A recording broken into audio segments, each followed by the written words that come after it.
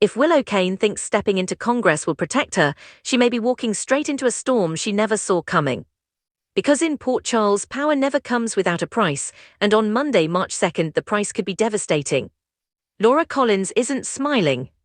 Dante Falconry isn't reassuring. And Michael Corinthos is about to get a phone call that makes his heart stop. But the real shock: Willow may already be planning her next move, and it could change everything. Stay with me because nothing about this day is simple. The morning begins quietly, too quietly. At the Quartermain mansion, Brooklyn Quartermain is trying to convince herself that everything is fine. She sits across from Tracy Quartermain, hopeful but tense. Her voice is steady, but her eyes tell another story. She believes Harrison Chase has finally let go of his vendetta against Michael. They talked. They cleared the air. They're moving forward. At least that's what she wants to believe. But Tracy isn't convinced. And when Tracy leans in and calmly asks, "Do you know that for a fact, or is that what you want to believe?" the room goes cold. It's not an attack. It's worse. It's doubt. And doubt spreads fast in Port Charles. Brooklyn hesitates because deep down she doesn't know. She wants to believe her husband is ready to focus on their marriage, on adoption, on building a family.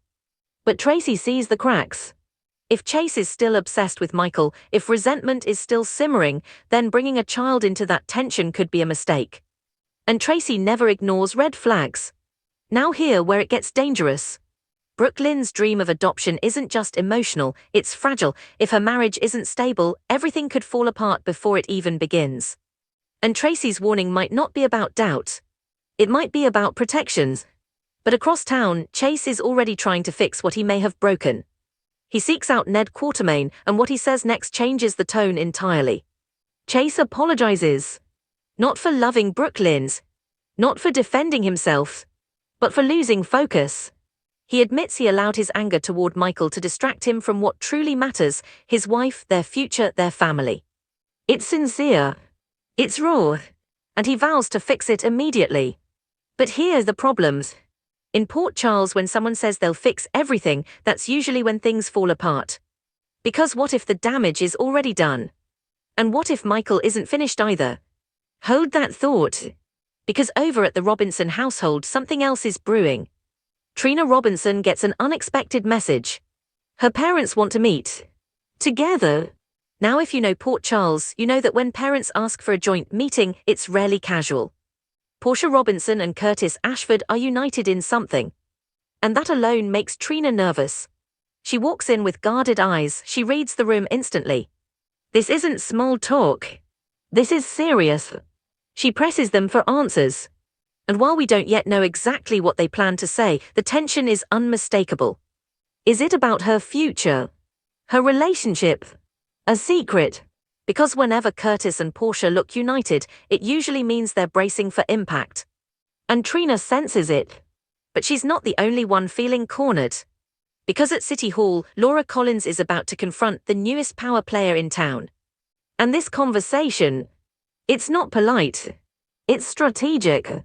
Laura corners Willow Cain for a private discussion. No press. No cameras. Just questions. Direct ones. Do you plan to use your new position to settle personal scores? That's not subtle. That's an accusation wrapped in concern. Willow has officially taken over Drew Cain's congressional seat. It's a powerful role, a public role. And Laura wants to make something clear: this position is about serving the people, not settling grudges. Willow promises she'll put her constituents first. She smiles, she nods, she speaks carefully. But Laura knows better. Because Willow isn't just stepping into politics. She's stepping into influence. And Willow has never been passive when it comes to protecting herself. Or Michael's. Or her family. So the real question becomes: is Willow playing defense? Or is she planning something bigger? And if she is, who's the target? Now let's shift to the one place where secrets rarely stay buried: the PCPD. Inside those walls, frustration is boiling over. Justine Turner, the Ada, is not happy. She's speaking with Dante Falconry and Nathan West, and the mood is tense. Their final lead. Dead end. Completely. The key that was supposed to unlock everything, useless. And Justine lashes out. The case surrounding Drew is slipping away, evidence isn't lining up, motives are unclear, and someone is walking free. But then Dante makes a decision that changes the air in the room. He calls Michael, and suddenly everything shifts. Because when Dante calls, it's never casual. Michael sees the number. His stomach tightens. Is this it? Are charges coming? Is another legal nightmare about to begin? Michael has been through enough: courtrooms, accusations, power struggles. And he knows in Port Charles freedom is temporary. But what Dante says next? No one expected. Michael Corinthos braces himself for the worst. When Dante Falconry asks him to come in, every alarm bell goes off in his head. He walks into the PCPD prepared for impact. Prepared for accusations. Prepared for headlines. Prepared for fallout. But Dante's tone is different. Calmer. Measured. He tells Michael they're not pressing charges. Not today. And maybe not ever. Because the case surrounding Drew Cain, it may go unsolved. Just like that. A mystery left hanging. Michael exhales, but it's not relief. It's confusion. If the case is going cold, then someone out there is still responsible. And that means the danger hasn't passed. It's just shifted. Now here where it gets even more explosive. While Michael processes this twist across town, emotions erupt inside the Corinthos family. Christina Corinthos Davis is furious.